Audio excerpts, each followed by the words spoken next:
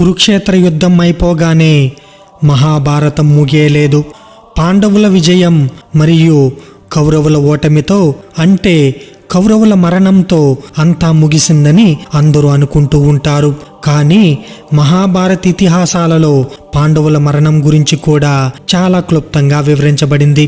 18 రోజుల కురుక్షేత్ర యుద్ధం ముగిసిన తర్వాత పాండవులు ఏం చేశారు, ద్రౌపది మరియు పాండవులకు మరణం ఎలా సంభవించింది, పాండవుల కంటే ముందే ద్రౌపదీదేవి ఎందుకు మరణించింది, ద్రౌపది మరణించడానికి ఎవరు కారణమయ్యారు, మహాభారత ఇతిహాసాలలో కురుక్షేత్ర యుద్ధం తర్వాత ఏం వివరించబడింది, ఆ ఇతిహాసం ముగింపు మనకు ఏం నేర్పింది, ఇలాంటి విషయాలన్నిటి గురించి ఈ రోజుటి ఈ వీడియోలో చాలా క్లుప్తంగా తెలుసుకుందాం. అంతకంటే ముందుగా మీలో ఎవరైనా మన ఛానల్ని ఫస్ట్ టైం చూస్తున్నట్లయితే తప్పకుండా ఛానల్ని సబ్స్క్రైబ్ చేసుకుని ఈ వీడియోని లైక్ చేసి మీ విలువైన అభిప్రాయాన్ని కామెంట్ రూపంలో తెలియజేయండి ఫ్రెండ్స్. మరి ఇంకెందుకు ఆలస్యం, let's start our today's episode.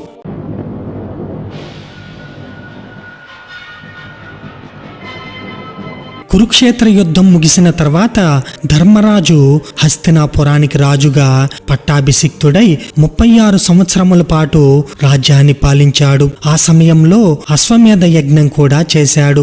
శ్రీకృష్ణుడు పాండవుల పక్షాన ఉండి వారి విజయానికి కారణమయ్యాడు. కానీ ఆ యుద్ధంలో తన 100 మంది కొడుకుల్ని పోగొట్టుకున్న గాంధారి శ్రీకృష్ణుడిని శపించింది. నువ్వు నీ యదువంశం నాశనమైపోతుంది అని శపించింది.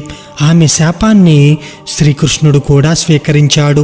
గాంధారి పెట్టిన ఆ శాపం వల్ల కొద్ది కాలం తర్వాత శ్రీకృష్ణుడు అలాగే యదువంశం అంతా నాశనమైపోయింది.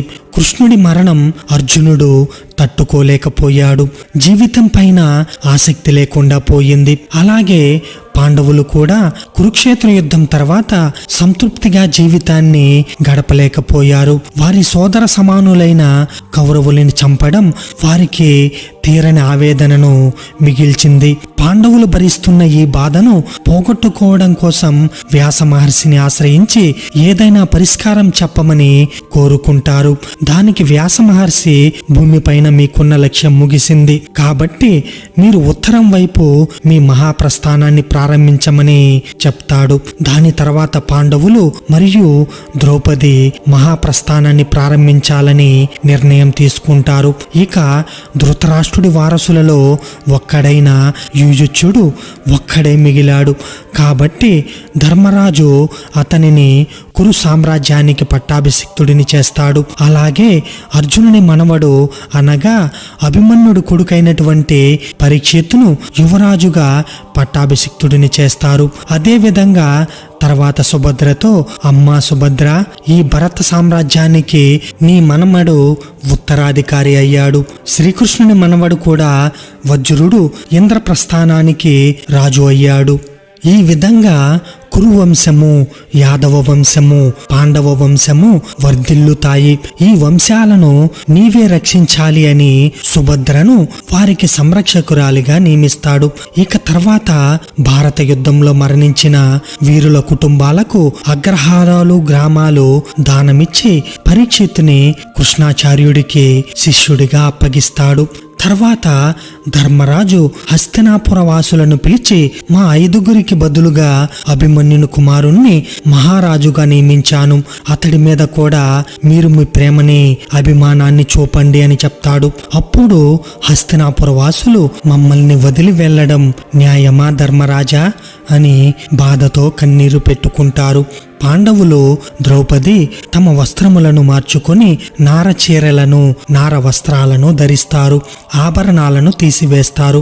తర్వాత అందరూ అంతఃపురం విడిచి బయలుదేరుతారు. పాండవులు ముందుగా నడవగా ద్రౌపది వారిని వెంబడిస్తుంది. ఇక వారి వెంట ఒక కుక్క కూడా వెంబడించింది. హస్తినాపుర వాసులు వీధులకు అటు ఇటు నిలబడి వారికి కన్నీటితో వీడ్కోలు పలుకుతారు. ఇక పులిమేరల వరకు యువరాజైన పరీక్షిత్తు మరియు యుయుత్సుడు సైన్యంతో హస్తినాపుర వాసులు రావడం జరుగుతుంది. ధర్మరాజు హస్తినాపుర వాసులను అంతటితో ఆగమని చెప్పి ద్రౌపదితో ముందుకు సాగుతాడు. అర్జునుడి భార్య ఉలూపి తన పుట్టిల్లైనటువంటి నాగలోకానికి చేరుకుంటుంది. చిత్రాంగద తన కుమారుడైనటువంటి బభ్రువాహన వద్దకు వెళుతుంది. ఇక కృపాచార్యుడు ధర్మరాజు ఆదేశానుసారం హస్తినాపుర బాధ్యతలను స్వీకరిస్తారు. పాండవులు, ద్రౌపది అలా ప్రయాణిస్తూ ముందుకు సాగి గంగా నదిని దాటి తూర్పు సముద్ర తీరానికి చేరుకున్నారు. వారి వెంట ఒక కుక్క కూడా వారిని వెంబడిస్తూ వెళ్ళసాగింది. అప్పుడు వారికి అగ్నిదేవుడు ప్రత్యక్షమై, అర్జున, శ్రీకృష్ణుడి సుదర్శన చక్రం ఎప్పుడో వైకుంఠం చేరింది. నువ్వు ఇంకా ఈ గాంధీవం వదలక ఉన్నావు. దుష్ట సంహరణార్థం నేను ఈ గాంధీవాన్ని వరుణుడి వద్ద నుండి తీసుకొని వచ్చి నీకు ఇచ్చాను. ఇది నీకు ఇచ్చిన కార్యం నెరవేరింది గనుక దీన్ని తిరిగి నువ్వు వరుణ దేవుడికి అప్పగించు అంటాడు. అర్జునుడు అందుకు అంగీకరించి గాంధీవమునకు నమస్కరించి దాన్ని సముద్రపు నీటిలో వదులుతాడు. గాంధీవము వరుణ దేవుడిని చేరుతుంది. పాండవులు దక్షిణ దిక్కుగా ప్రయాణించి అక్కడి నుండి పడమరగా ప్రయాణించి పడమర సముద్ర తీరం చేరుకున్నారు. అలా వెళ్తున్న దారిలో శ్రీకృష్ణుని నీట మునిగిన ద్వారకా నగరాన్ని చూసి బాధతో మళ్ళీ వారి ప్రయాణాన్ని ముందుకు సాగిస్తారు. వారు తమ ప్రయాణాన్ని ఒక దిశలో మొదలుపెట్టి నిరంతరం నడుచుకుంటూ హిమాలయాలకు చేరుకున్నారు. వారు ఆ పర్వతాన్ని దాటగానే ఇసుకతో నిండిన సముద్రం వారికి కనబడుతుంది. అలాగే వారి ప్రయాణం ముందుకు సాగుతుండగా మేరు పర్వతం కనిపిస్తుంది. వారు ఆ మేరు పర్వతం దాటుతున్నప్పుడు ద్రౌపది కింద పడి చనిపోతుంది. అప్పుడు భీముడు తన అన్నైనటువంటి ధర్మరాజుకి ఈ విషయం తెలియజేస్తాడు. అప్పుడు ధర్మరాజు ద్రౌపదిని అర్జునుడు మత్స్యయంత్రం కొట్టి గెలుచుకున్నాడు కనుక ఈమెకు అర్జునుడు అంటే అధికమైనటువంటి ప్రేమ, అనురాగం. ఈమె ప్రేమలో పక్షపాతం ఉన్నది కనుక ఈమె చేసిన పుణ్య ఫలములు ఫలించక ఇలా పడిపోయింది అని అంటాడు. భీముడు ద్రౌపది వంక చూశాడు. అప్పటికే ఆమె మరణించింది. ఇక ధర్మరాజు నిర్విరామంగా ముందుకు సాగాడు. పాండవుల కంటే ద్రౌపది మరణం ముందే జరిగింది. ద్రౌపది మరణానికి అర్జునుడు కారణమయ్యాడు. ఆ తర్వాత పాండవులు మరియు వారి వెంట వస్తున్న కుక్కతో వారి ప్రయాణాన్ని ముందుకు సాగిస్తారు. అలా వారి ప్రయాణం ముందుకు సాగుతుండగా పాండవులలో చిన్నవాడైన సహదేవుడు కింద పడి చనిపోతాడు. భీముడు అది చూసి యుధిష్ఠరుడిని కారణం అడుగుతాడు. అందుకు యుధిష్ఠరుడు ఈ విధంగా సమాధానమిస్తాడు. సహదేవుడు అందరికంటే తెలివైన వాడు అని అనుకుని, అలాగే ఇంకెవ్వరూ ఈ లోకంలో అతన్ని మించిన వాడు లేడని అహంకారం అతనిలో ఉన్నందున ఈ రోజు ఇలా మరణించాడని చెప్తాడు. యుధిష్ఠరుడు సహదేవుడిని తిరిగి కూడా చూడకుండా ముందుకు వెళ్ళిపోతాడు. కుక్క కూడా వారిని అనుసరిస్తూ ముందుకు సాగింది. ఆ తర్వాత ఇంకొంత ముందుకు వెళ్ళిన తర్వాత నకులుడు కింద పడి చనిపోతాడు. అది చూసిన భీష్ముడు మళ్ళీ ధర్మరాజుని కారణం అడుగుతాడు. అందుకు యుధిష్ఠరుడు నకులుడు అందరికంటే అందమైన వాడని, అతనిలో ఉన్న గర్వం ఇలా మరణించేలా చేసిందని సమాధానం ఇస్తాడు. తర్వాత మిగిలిన పాండవులు వారి ప్రయాణాన్ని ముందుకు సాగిస్తారు. వారితో పాటు వారి వెంట వచ్చిన కుక్క కూడా ముందుకు సాగింది. యుధిష్ఠరుడు, భీముడు, అర్జునుడు మరియు వారి వెంట వచ్చిన కుక్క ముందుకు వెళుతుండగా అర్జునుడు కింద పడి చనిపోతాడు. అది చూసిన భీష్ముడు ధర్మరాజుని ప్రశ్నిస్తాడు. అర్జునుడు ఎంతో శక్తివంతుడని ఎప్పుడూ గర్వపడేవాడు, అందుకే అతనికి ఈ శిక్ష అని ధర్మరాజు సమాధానం ఇస్తాడు. అలాగే అర్జునుడు కౌరవులందరినీ కురుక్షేత్ర యుద్ధంలో ఒక్కరోజులోనే అందరినీ చంపేస్తానని ప్రతిజ్ఞ చేశాడు. కానీ అది సాధించలేక విఫలమయ్యాడు. ఇచ్చిన మాట తప్పినందున అర్జునుడికి ఈ శిక్ష తప్పలేదు. అయితే భీముడికి ఇక తన వంతే అని అర్థమై ఎంతో భయపడిపోతాడు. అలా భయపడిపోతూనే కింద పడిపోతాడు. వెంటనే తన అన్నను చనిపోవడానికి గల కారణం అడుగుతాడు. అప్పుడు యుధిష్ఠరుడు, నువ్వు చాలా ఆహారం తీసుకుంటూ ఉంటావు, నువ్వే బలమైన వాడినని భ్రమపడుతూ ఉంటావు, అందుకే నీకు ఈ మరణం అని సమాధానం ఇచ్చి వెనుతిరిగి చూడకుండా యుధిష్ఠరుడు ముందుకు వెళ్ళిపోతాడు. కుక్క కూడా యుధిష్ఠరుని అనుసరిస్తుంది. కింద పడిన భీముడు కూడా ప్రాణాలు వదిలాడు.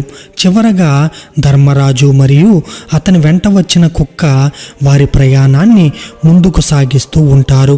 అలా ముందుకు వెళుతుండగా ఇంద్రుడు కనబడతాడు. ఇంద్రుడు తన కోసం వచ్చాడని యుధిష్ఠిరుడికి అర్థమవుతుంది.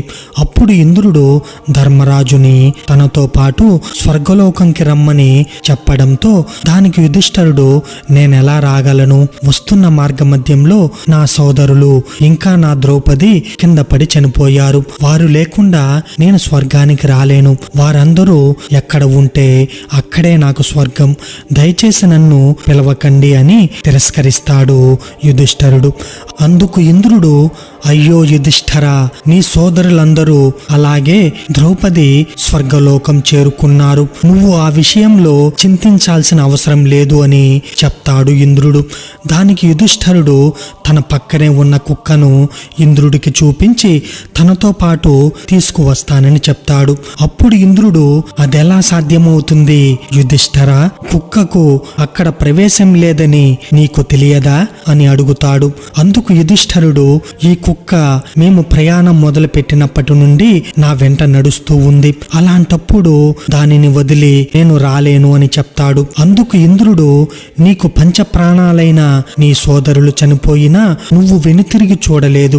అలాగే ద్రౌపది మరణించినప్పుడు నువ్వు వెనుతిరగలేదు. అదే విధంగా నువ్వు వారిని బ్రతికించమని కూడా అడగకుండా ఈ శునకం కోసం నా పిలుపును తిరస్కరించిన దానికి కారణం తెలుసుకోవచ్చా అని అడుగుతాడు. అప్పుడు యుధిష్ఠిరుడు ఇంద్రుడితో ఈ విధంగా అంటాడు. జనన మరణాలు ఎవరి చేతుల్లో ఉండవన్న సత్యం అందరికీ తెలుసు. మరి అలాంటప్పుడు నేను వారిని ఎలా బ్రతికించమని అడుగుతాను? కానీ ఈ కుక్క ఎంతో ప్రేమతో చాలా దూరం మా వెంటే వచ్చింది. అందుకే తనతో తీసుకువస్తానని ఇంద్రుడిని కోరుకుంటాడు. వెంటనే కుక్క వేషంలో ఉన్న యమధర్మరాజు ప్రత్యక్షమవుతాడు.